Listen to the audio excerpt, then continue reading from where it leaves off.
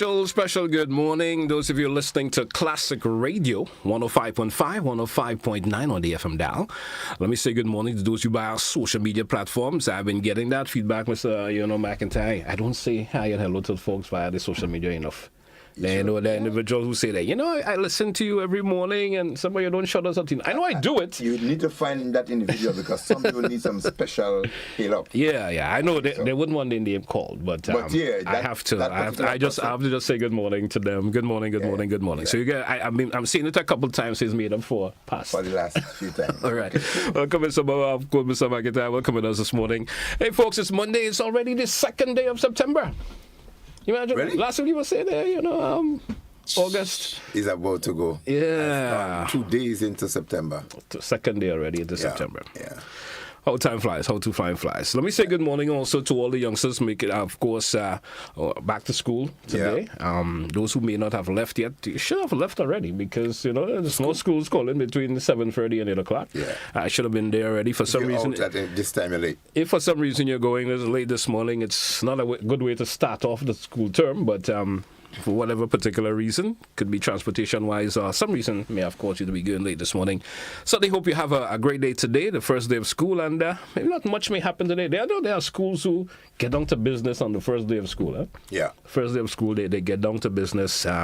Some will more go into a bit of familiarizing themselves with the new classes and so forth, that they're getting into maybe a new teacher, getting themselves acquainted with the new pupils that may come into a class and so forth. Students will be going to school for the very first time. Those may have been successful in the CSE examinations, and they go into and they go into secondary school as their first day. Mm-hmm. New environment, new friends, stuff like that. So, hope all works out. When you get back home today, you'll be able to talk to your parents and say, it was a good day. Yeah, it was a good day. Of course. So, welcome back once again, Mr. Mac. Of course, we're going to continue on our conversation that we started last week. A pretty interesting one. Yeah. We're going to, of course, kind of expand on it. We talk a whole lot about, the pedestrian crossing and so forth. We spent a lot of time on that last week. I certainly hope parents who did listen, you had a conversation with your sons and daughters. Yeah. Let them know how they're supposed to use it and so forth, so they may not run into a problem, the school crossing and so forth. We focused a bit on that last week also. Certainly hope that you... Maybe I took the initiative as we spoke about. When over the weekend you probably took them by the school or close proximity to the school where the crossing is and showed them, hey, this is how you do it. Right. You understand? Some took them that particular initiative. So what are you doing this morning, sir? I had a lot of talk, but I mean. No, that's okay. That's okay. I like when you flow, man. Let me give you the option to of course, how things with you this morning? Yeah. Good morning to everyone. Listeners, viewers, followers. Again, it's always my pleasure to be here. And in the company of the useful, very good host, GT. Yeah. And with GBN, my pleasure always.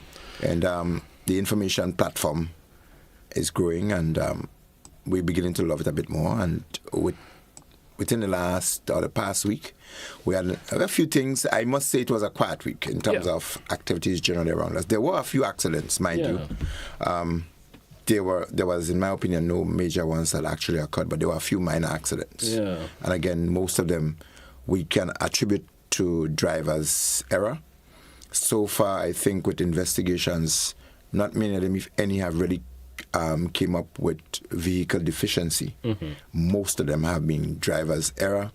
And the aspect of complacency and negligence on the road, that in itself has led to quite a few accidents. All right. As we speak on the returning to school and so on, I just want to ask you if you remember that excitement of going to school. For the first day. First day of school. First day of school. Yeah. I could remember more of the secondary for some reason. Right. More, but maybe not too much from the primary pre and primary school area time. I may not remember that much about it, but the secondary. Going to school for the first time. Yes. And I know it was like meeting all brand new individuals there for the first time. Most of who I have left in primary didn't go to the same secondary with me. Yeah. So it's like, have to get a whole new school of friends they know. And it's an induction and an initiation that you get that you really can't forget sometime when the seniors meet you along and the way they treat you. Some of them are really nice. Yeah. And others... Some school give you a little tap on the heads, the senior boys. Oh, the rap. PBC was very famous for that. We have introducing you to the school, yeah? Yes. And so it's not just a new school term, and for most cases a new school year. Yeah. Because the year traditionally starts in September. And I think the excitement of the new uniform, the children meeting from when you go to a secondary school or you go to a tertiary institution, for instance, the TAMCC and so forth, you look forward to that anxiety of meeting people from other schools and other communities and so on across Grenada. And it's a whole different ballgame. And the excitement that builds up from parents. Yeah. Seeing your child, I saw a parent posted a child that, Davia, nice, just entering secondary school, and she was saying, well, I begin to feel a bit old. My little daughter now is entering secondary school. She looks so now grown and everything. She's wearing that thing. And that's the kind of a joy and appreciation and so forth. It brings a sense of what great, nice feeling of achievement that your child and you as a parent, you're able to bring your child to that stage where they're moving from one point to the other. You think that excitement is there still for youngsters as it used to be maybe for our time? I mean, our generation was different. Yes. From moving from one school to the next. But do you think that excitement still exists where if a youngster feeling, they moving to a new school? Of course. You think it still do exist? Yeah, a child will be a child until a child is not a child. Yeah. And there are things that generally across the globe and across the country that children would look forward to. They look forward to new environment. They look forward to new gadgets. Whatever come their way, they will look forward to it. I think maybe it's more than it was before. Mm-hmm. For the people coming out in the rural communities, I don't like saying the country per se. The more rural communities coming into a new environment. And I remember very clearly last year we were speaking about how do you get your child to be oriented into this new environment. You coming into what sometimes you refer to fast-moving cars, bright lights and street lights and everything else that you have to get used to, crossings and all of that. And it's a new environment. But that's different now, eh? It's totally different. In Grenada, as it is now, that's different for a lot of youngsters. Mm-hmm. Except you in the really rural area, where there's not much. But, 90% of Grenada, right, the youngsters are familiar with busy roads. Lots of cars on the road. Oh, you mean they get to be busy and see the roads even more than getting them? The gadgets will bring you there because people sit and they drive and they put themselves in the United States, they put themselves in Europe or them places, and they're there. So not you're right. Simulation, but in real world today, in the Grenada world today, I think it's not like 20 or 30 years ago. I mean, I think that all youngsters are familiar with the busyness of the road. You think so? I would say so. Okay. Well, I mean, the St. Andrew, the St. Mark, and so, I mean, St. George is a whole totally different kettle of fish. I mean, right. You understand? Right. But in terms of the busyness of the road, I don't think youngsters are that off of... Is he going to throw them? You're going to throw them out? You wouldn't throw them out too much? You wouldn't throw them out as before. Oh, okay. Skate across and all of these things, as it used to before. But I think they are more familiar with how the road works now than before. But what I saw over the weekend, though, again, I tried to visit the river and so forth. I know Grenadians are kind of gravitating towards the river Lime and the beach in some instance. That's a growing thing. And I know during the hot period that people like, and I traveled along the riversides weekend, and they were empty, virtually. Nobody's on taking that. And they need someone to the beach for sure. But right? I think for this return to school period, I don't know, because we had the impact of the hurricane on the state, that folks moved the things together and look with a keen sense of getting out there, grabbing what they could, and to go out. But the cities were very busy. Yeah. Grenville was a buzz. St. George also was a buzz. And people were just... You look at some of the fast food places and so on. Yeah. People are taking the children out. I think it has a lot to do with what's happening with the environment and the status quo and the state of mind. People wanted to get out and feel, well, the hurricane gave us a blow, directly or indirectly. city of St. George and St. David and so on that were not so severely impacted. Yeah. But St. Patrick and those other ends and so forth that were more severely impacted than Karakut and Petit Martinique, as they pulled themselves together, I think there was a sense of anxiety and excitement that, you know what, we are making a new step. Yeah. And we are going to be getting into a new phase of things, and we are beginning to build and rise from whatever we were going through. So I think there was a general buzz across for the last couple of days, and the weekend in particular. Yeah. Sadly, Parents taking their sons and daughters. It may be the reason that, hey, you may not get one again in the school has reopened. It could be that reason. And I did hear, too, could be that reason. That, sometimes some parents leave it to the last minute to prepare their children. Mm-hmm. What I heard from a few quarters is that there were more people taking time to get the books, the uniforms, preparing them for the children. Okay. I think I heard that across from the people I interacted with. There was that keen sense of getting things done. But as we focus on those aspects of it, the educational sector, I think I heard in St. Lucia, there was a focus in terms of one of the ministers of the ministry, they did pump some money into improving the math. Yeah. Because math across the Caribbean is very low, and they thought that they need to do some effort into that. There were not great results even in the CXC this year also. Yeah, right. The results was not that great. Yes. And I don't know what really is impacting that, but I think I heard they were trying to look at, in one of the programs, people were clamoring as to how much time. I think I went to PBC. I think the Prime Minister was there as well. Mm-hmm. And we were looking at the timetable and as to how much time is allocated for particular subjects, and what time do you give to what you call the must subjects. Yes.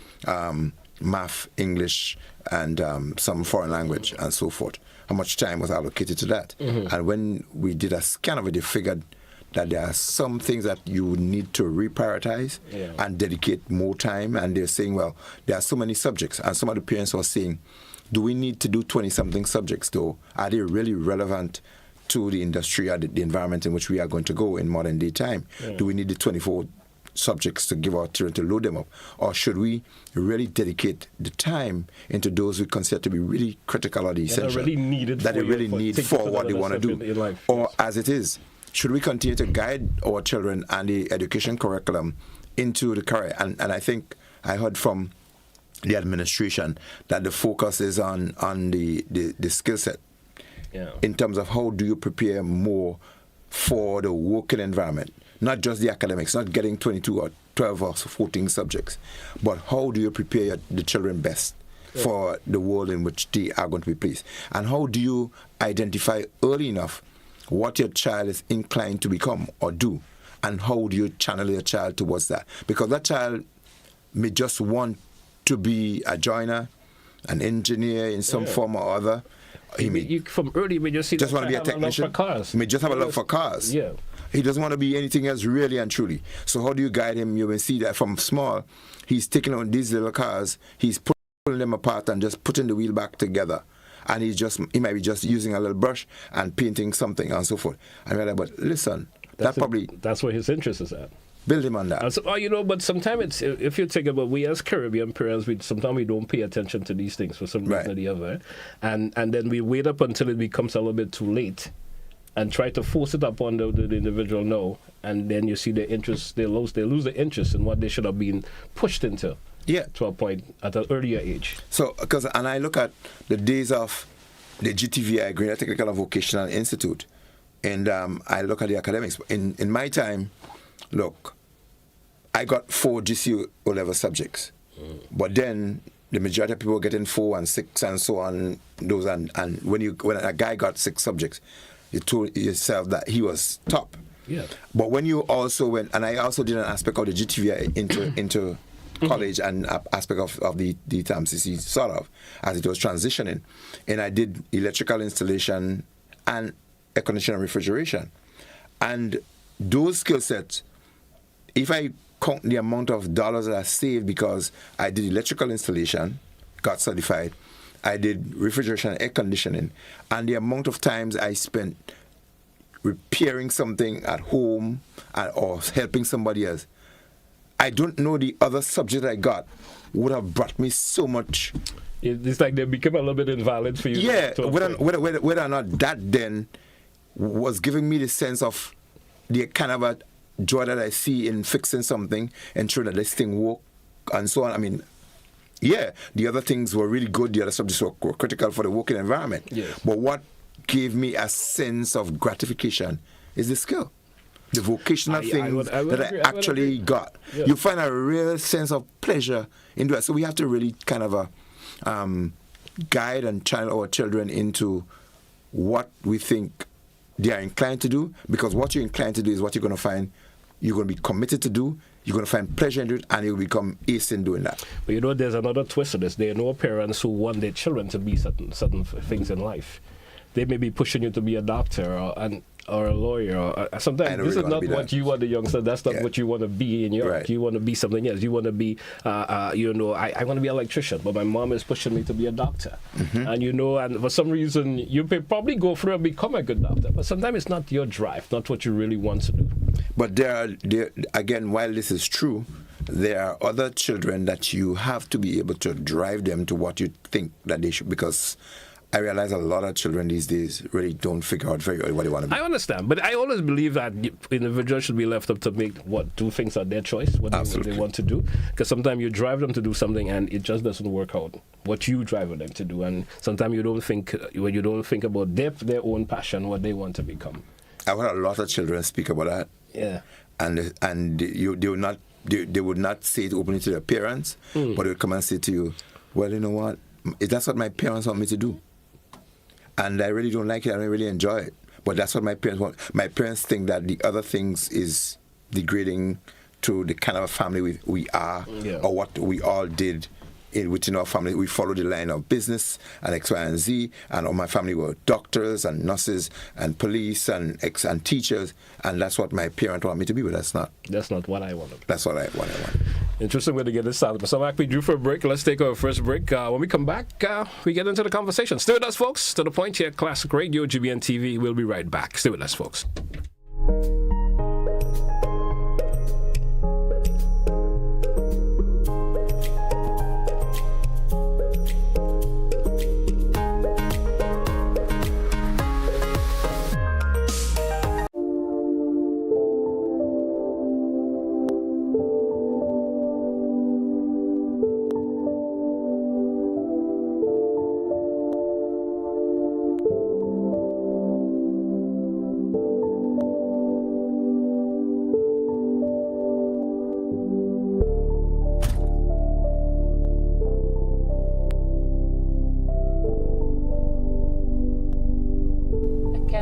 To see my granddaughter.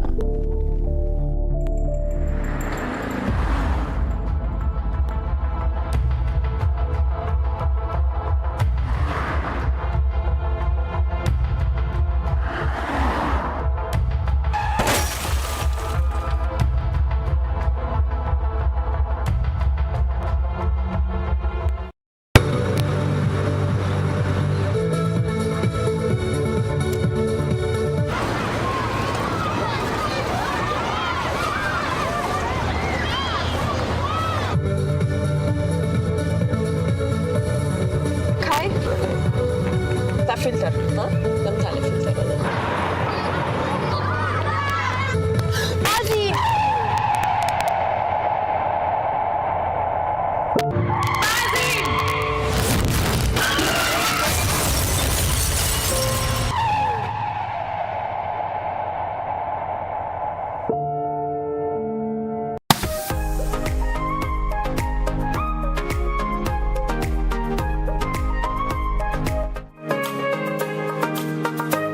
Welcome back, listeners. Welcome back, viewers, to The Point, Classic Radio, GBN TV. So back, we're going to continue on, of course, our conversation we started last week. This week, we're going to expand a wee bit on road safety, because it is still pivotal in terms of what the circumstances in which we are now. Mm-hmm. You know, the safety of individuals on the road. School have reopened. The youngsters are going back. Even regular pedestrians moving around. The importance of it also. We are maybe expecting a lot of busy roads today. Parents, the hustle and bustle of trying to get their sons and daughters to school. The after-school effect also from leaving school. I hope parents may have spoken to the sons and daughters in terms of the after-school effect. What happens after school, the do's and don'ts in terms of the road users. Let's hold what direction you want to take this morning in terms of the back-to-school effect in terms of road safety. Great. So last week we spoke about the proper and improper use of the pedestrian crossings and the responsibility of the state apparatus in ensuring that pedestrian crossings or the zebra crossings are properly marked. The speed humps or bumps and the sleeping policeman and so forth. We spoke about how those should be enhanced and maintained to give a sense of greater safety on our roads. But we expanded our conversation towards the school zones. Yes. And we believe that those areas should be properly demarcated, conspicuously marked in places, obviously, where pedestrians, regular drivers and otherwise would get the information and be able to use it, and that the penal system or the justice system and laws and so on and instruments, they will be so rigorous or in that sense that it will be in such a way that it becomes a deterrent that if you violate within those school zones, that the penalty will be so strong that you don't really want to do that. And we think that we have to be now cultured differently into respecting our school zones and preparing our children. But we want to expand the conversation in the information process that we said we're going to be able to take to the schools and prepare the children. But as we speak of the safety component of it, there is the aspect of preparing not just the physical in going outside there and showing the children what to do, but the whole mindset, the conversation, preparing your entire psyche for dealing with the volume of traffic. One, how you're going to do the type of traffic that one is likely to meet, and the emergencies and other things that are likely to occur during the process of one's school life into the new environment, and how one should treat with it. There are a couple of things that really comes out that is growing within our society. One of it is road rage. Yes. And the road rage issue comes again as we speak of generations, we speak of children. And if our children are not educated or cultured sufficiently to be able to manage how you deal with each other, it finds its way into road safety and into traffic, because if we teach our children to respect each other and to respond to others in a particular way, they would say to you, either you swallow your spit, you think twice or three times before you respond or react, you will get a better response. But if we allow our children to react in a way that is aggressive or otherwise without correcting them, that's the way they are going to grow.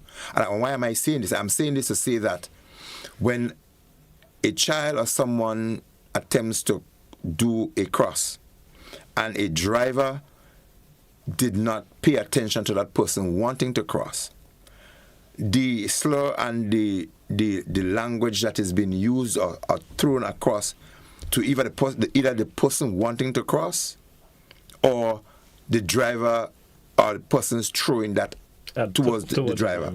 So what parents need to do is to also speak to their children as to when a driver does something that is inappropriate.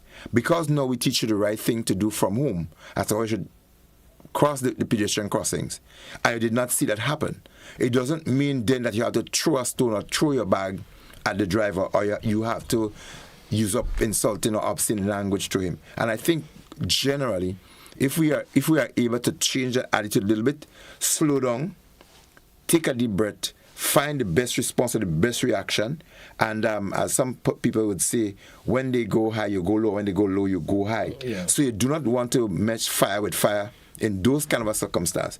Even if somebody yells something at you, you look back at them and say, excuse me, or still even thank you. If that's all you wanted to say, or otherwise, or that's the best way you could have said it, or you think that's just ignore this, or just ignore it. Or just ignore it, which is sometimes even stronger than the kind of reaction. The other aspect of that emotional and psychosocial readiness is the aspect of accidents and those kind of emergencies that children are likely to come across. In our program earlier, we spoke of some of the smaller skill sets and techniques that people can use.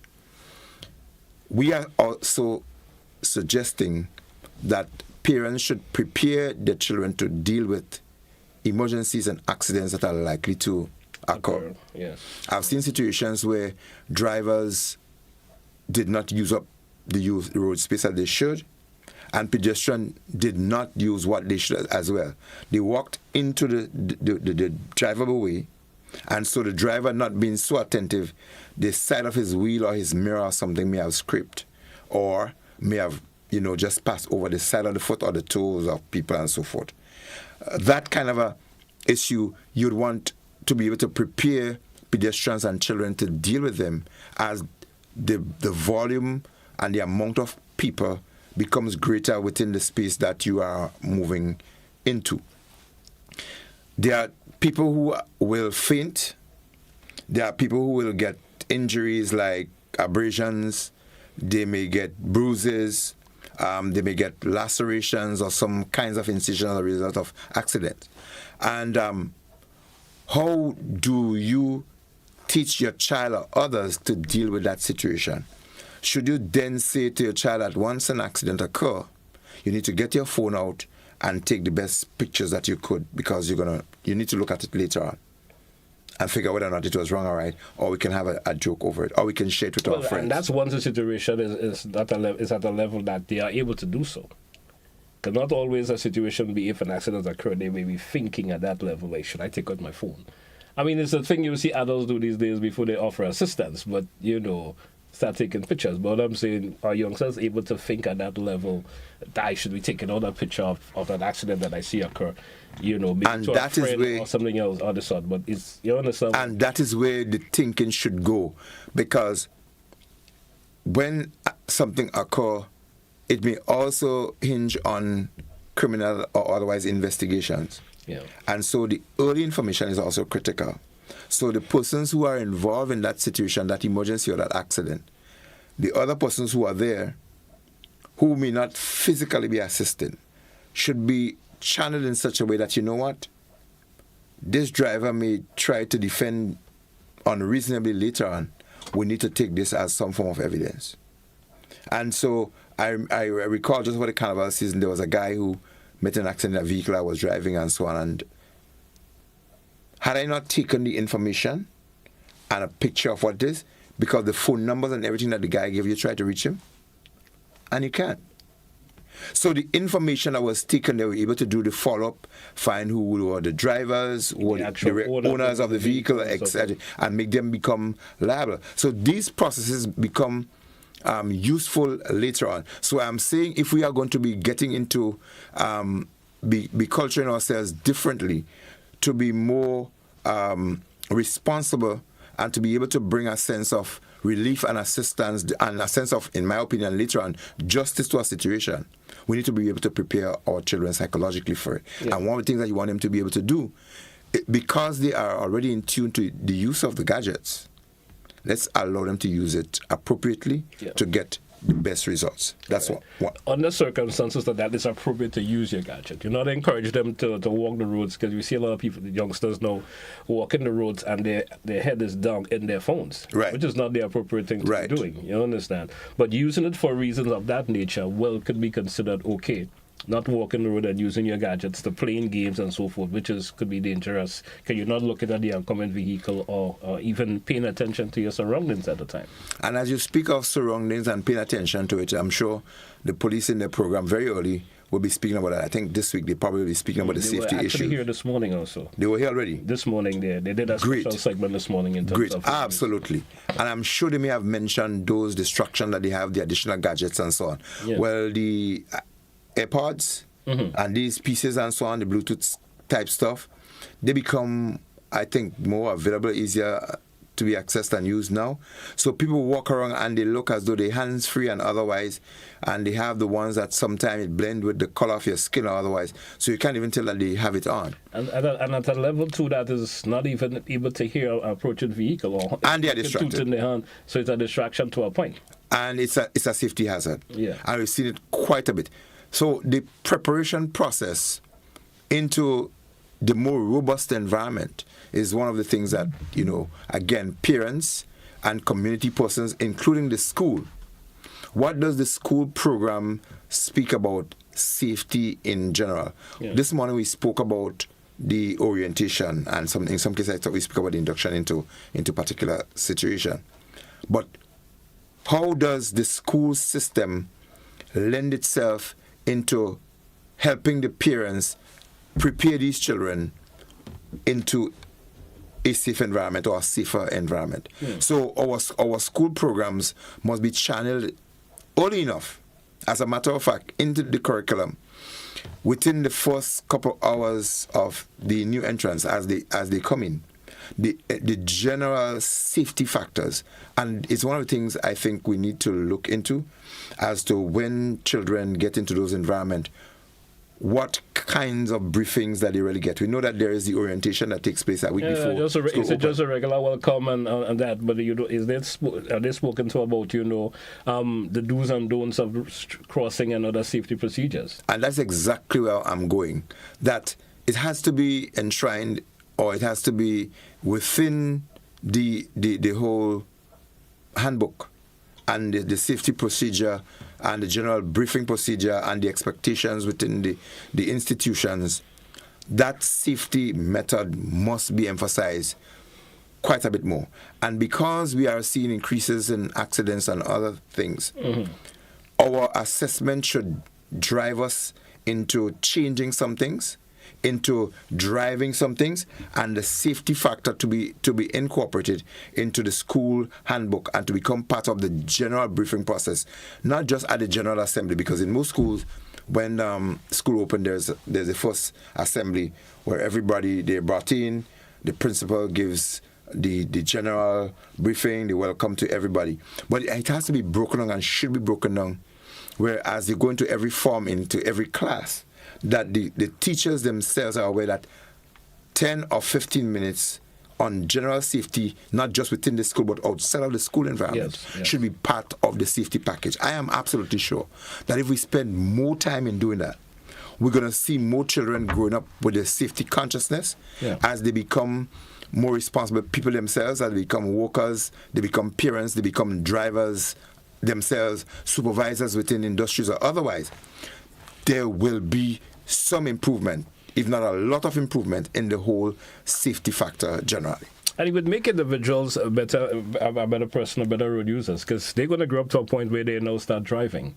And remembering what they were taught in school in terms of road safety would help them become better drivers and better road users in general. Absolutely. Let's spend a little bit of time in terms of, how individual, especially when they handle new environments, especially now, you may have been going to a particular school where your mom and dad have been dropping you off all the time.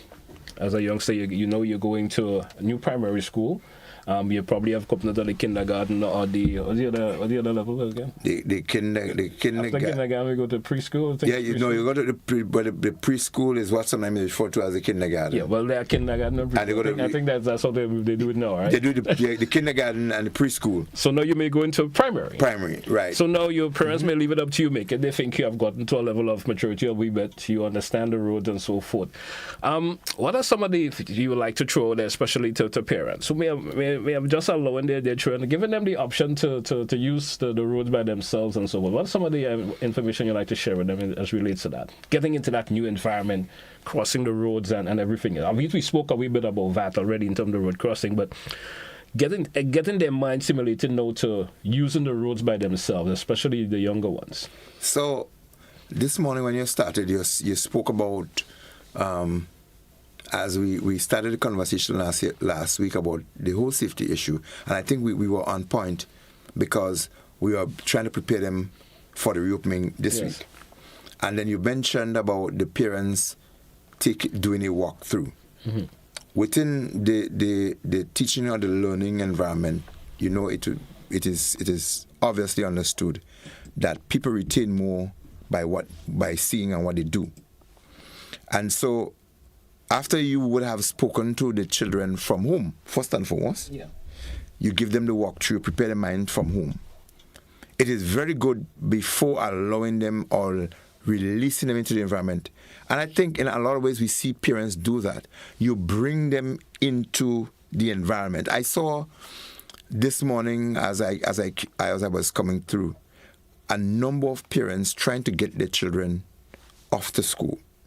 And the off to school is not just dropping your child and say goodbye, but you also want to remind them and show them physically how you do it and how you get across. And that in itself speaks volume. We need to have more parents spending the time in walking through and not just seeing through to the children, walking them through. And I think a lot of times too much is left up to the teachers. Although on average, children spend more time with teachers than they do with the parents. We understand the busy culture now, Mr. Magna. We understand the busy culture now. Parents have to go to work. The time that parents maybe have before, most parents have to be at work by 7:30, which is the same time children have to go to school. So most of them they are left to teachers to get to school and so forth. Right. So while we do have a very busy nation, we have a very busy region, we have a very busy world. And time seems to not be sufficient in a lot of cases.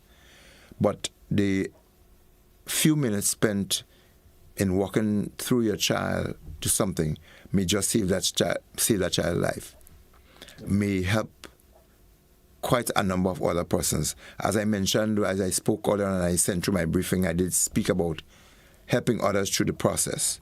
And so a parent must look out for another parent and look out for another parent's child.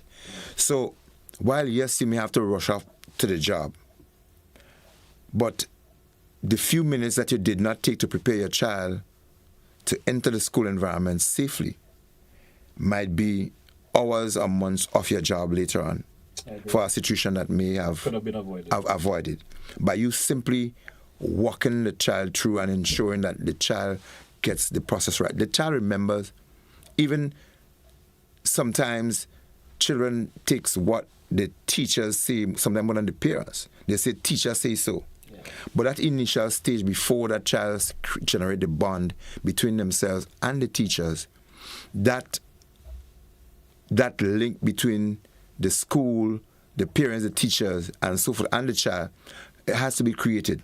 So it takes at least the first week or two of that kind of an exchange, spending that extra time.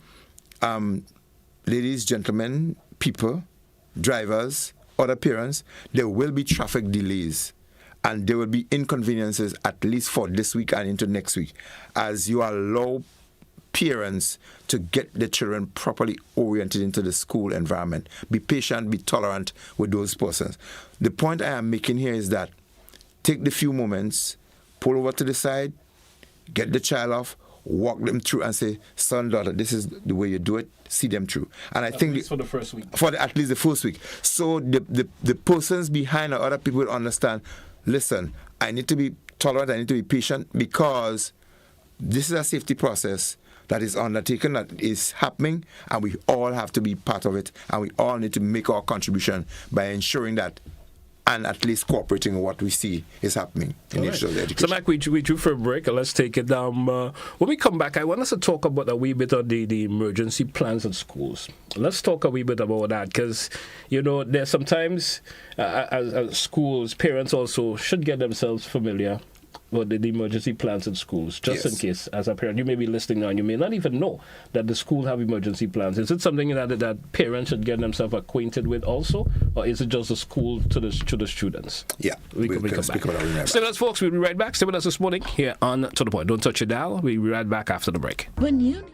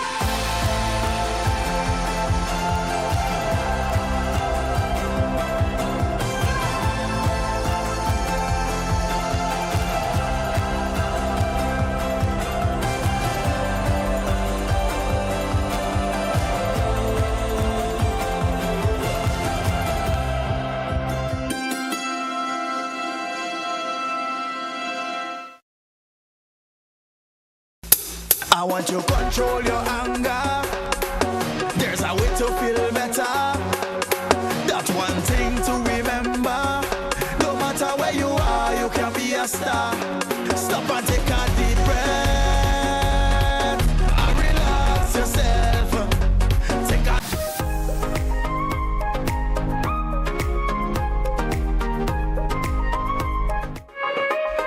Welcome back, listeners. Welcome back, viewers, to The Point, Classic Radio, GBN TV. Welcome back, Mr. McIntyre.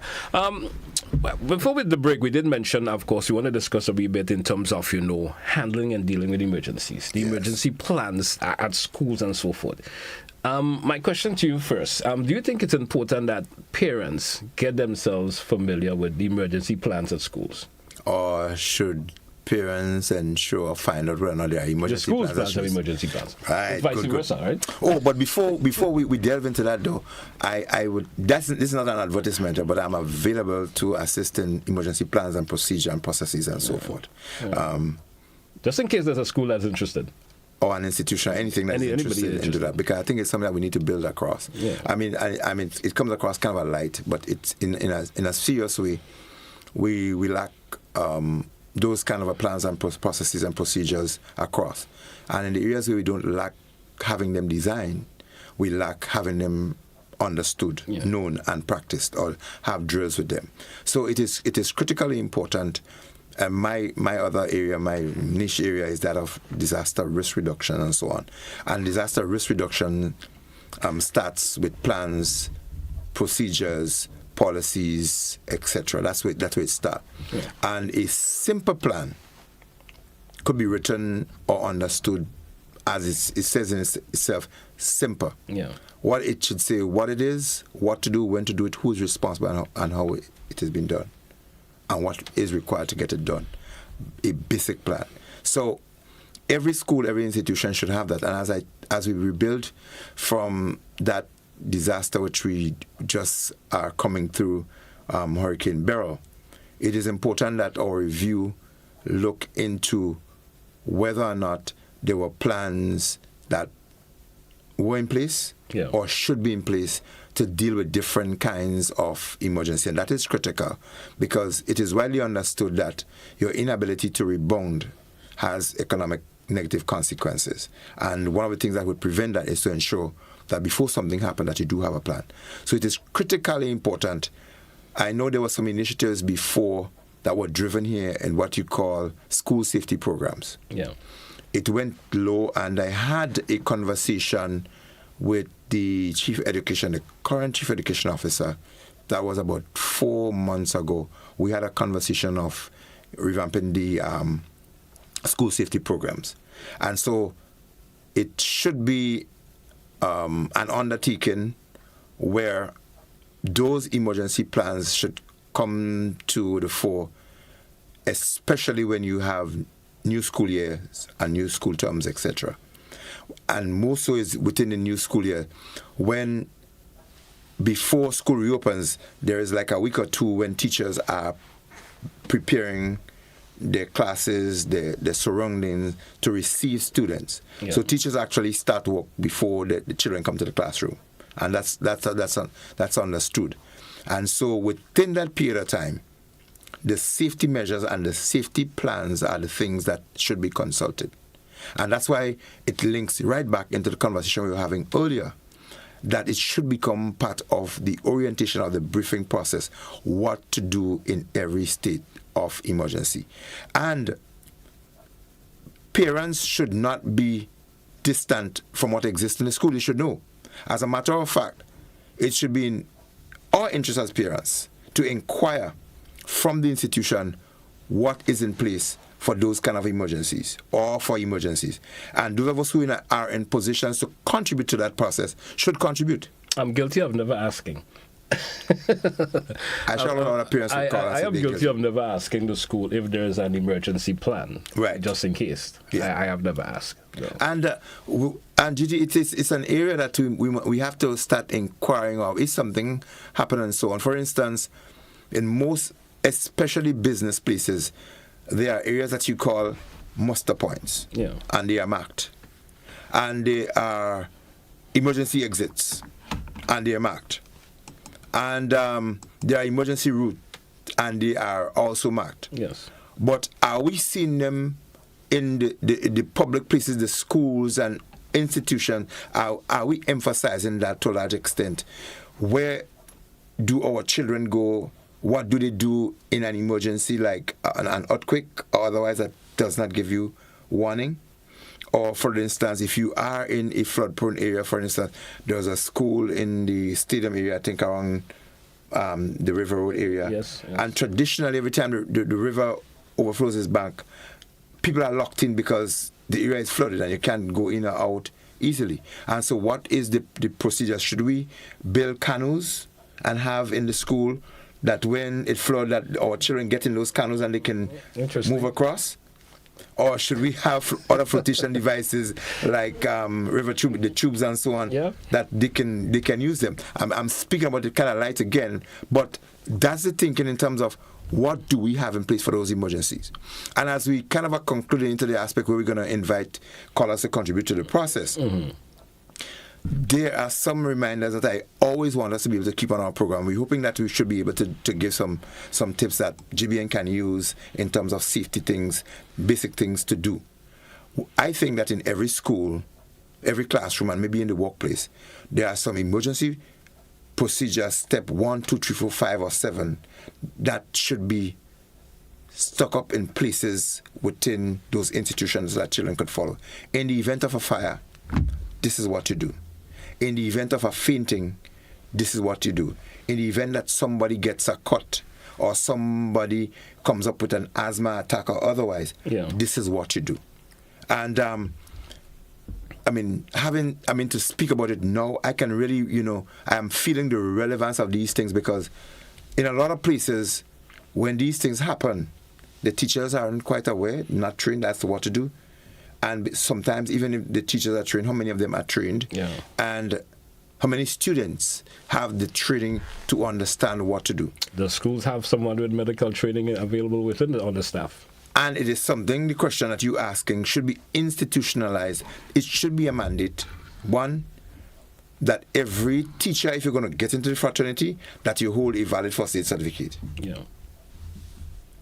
Police, it is mandatory that every police officer be trained in first aid. And that's a given because you're expected that you are interacting with people. In the education sector, I'm not so sure that is a mandate. If it is not, it is something that we need to look into. And as I said, if we now train these persons into basic first aid, we train them into fire response or fire hazard, which is sometimes, I think, the most prevalent thing that happen, fire issues and so forth, and smoke, and we know what could be the disadvantage of smoke. So I am hoping that some of the things that we mentioned in our program a year or two ago, in terms of the safety procedure, we're going to repeat them because they become relevant. But I do not want our effort to go to waste.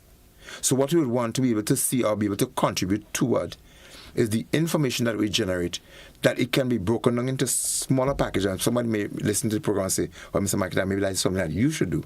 Help us create those smaller things with the information that we can laminate or otherwise. That's the reason that we are dispersing information. Though. You could, individuals, or they could put them into practice. Yeah, because there are some little, for instance, CPR, cardiopulmonary resuscitation. Mm-hmm. There are about 1, 2, 3, 4 steps. You said, 1, somebody drop, ensure you check for the breathing, you tilt the head backward and so on. You look, listen, and feel as if the chest is rising. You put your chin next to the nose and the mouth to see if you feel anything, and you get nothing, and you can use your finger to see if there is a pulse. If you do not have one, you can now do chest compression in the center of the chest. These are just 4 simple steps that I've just done there.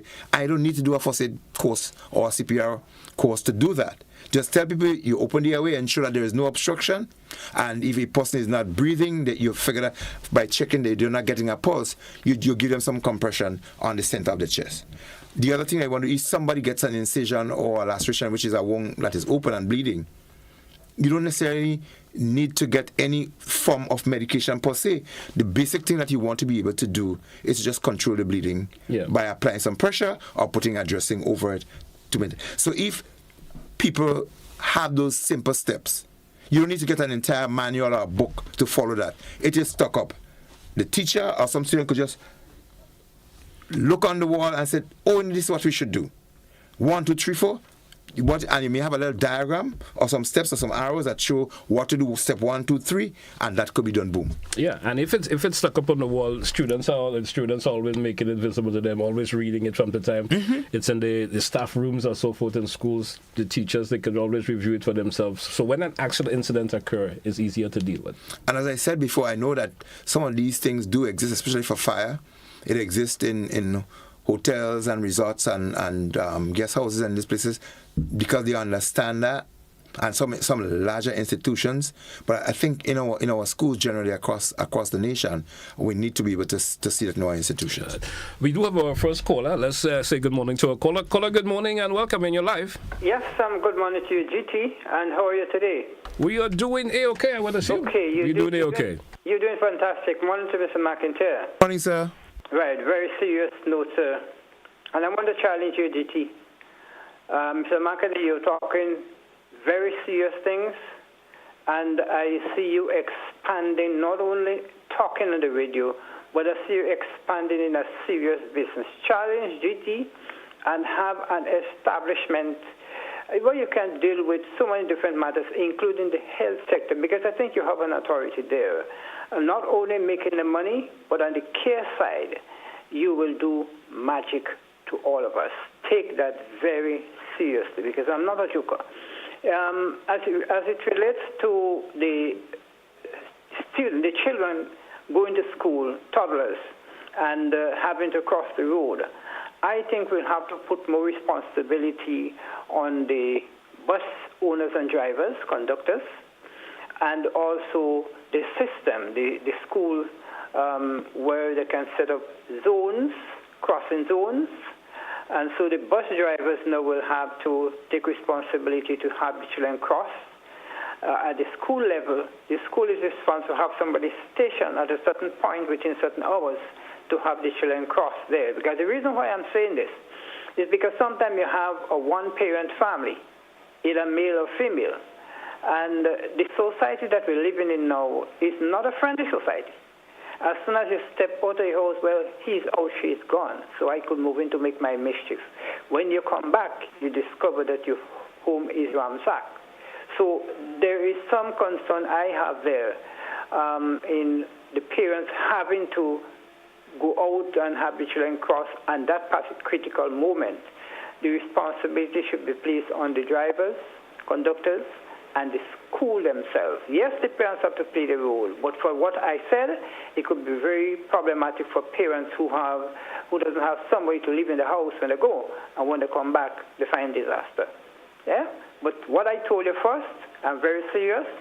I would want you to think of that very seriously and engage your host, start a big business.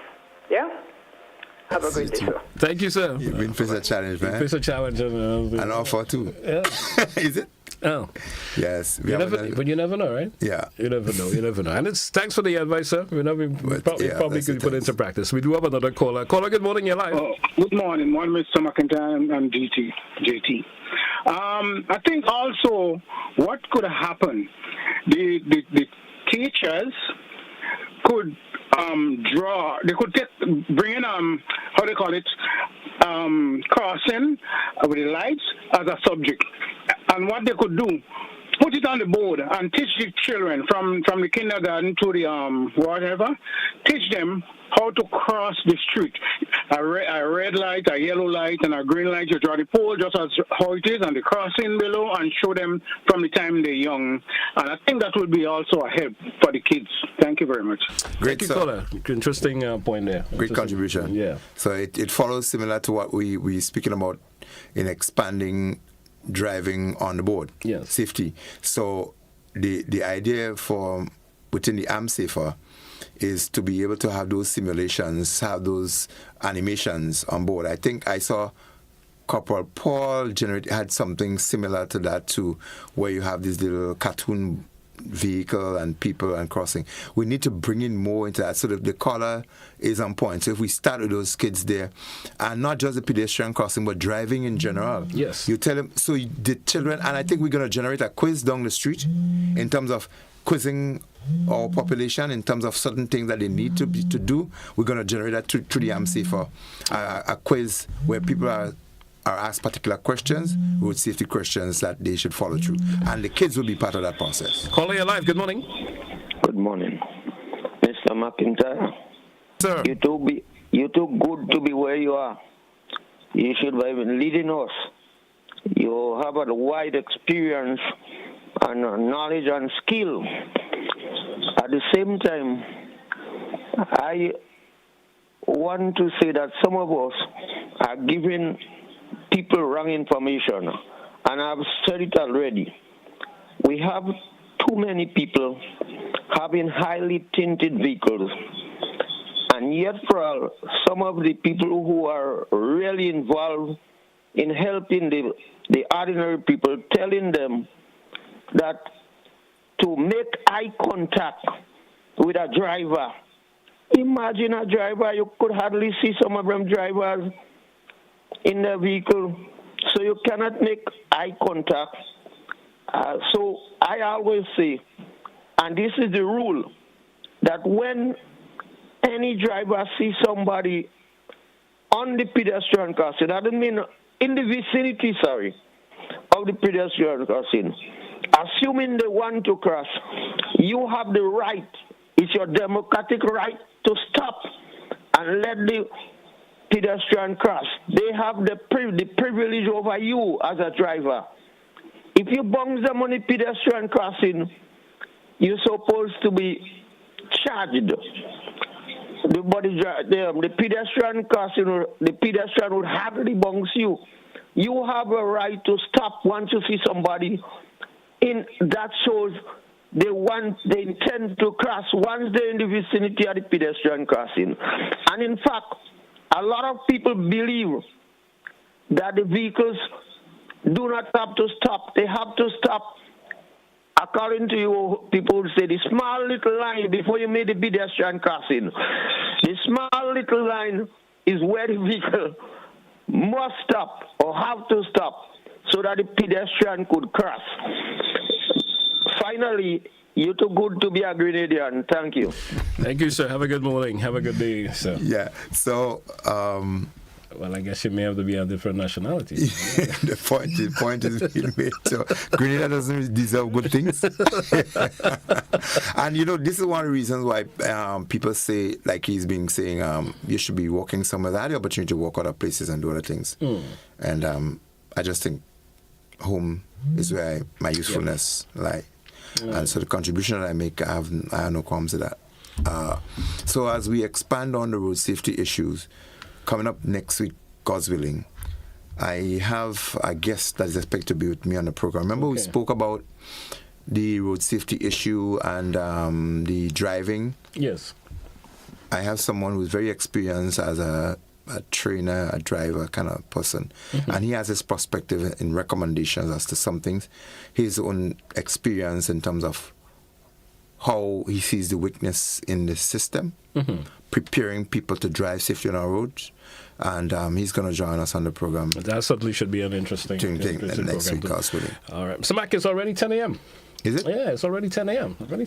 Yeah. So, once again, GT, it has been my pleasure, but as we conclude this program for today, we just want to re-emphasize the need for safety, and again, our children are the future, and we have to be able to look out for them. Our pedestrian crossings, our road markings, we need to adhere to them, but we need to also maintain them. And one of our newer focus should be ensuring that we design the instruments, the plans that would speak to what should happen. And as we prepare our children for the future, as we try to create the safer environment, let it start with our children, but let our learning institution be an integral part of the process by ensuring that it is enshrined, it is inbuilt within the system, that our teachers are trained, there's a plan that they have to follow, and there's a continuous process of informing, incoming students and continuing students within the institution, particularly about the road safety issues. All right, great. Thank you once again, Mr. Mac, of course, and certainly next week, as you said, of course, with the guests, we'll have another program. Yes. Until then, folks, have yourself a good one. Join me again tomorrow for another edition of To The Point. Have yourself a good one. That's where we say goodbye for this edition. Yes.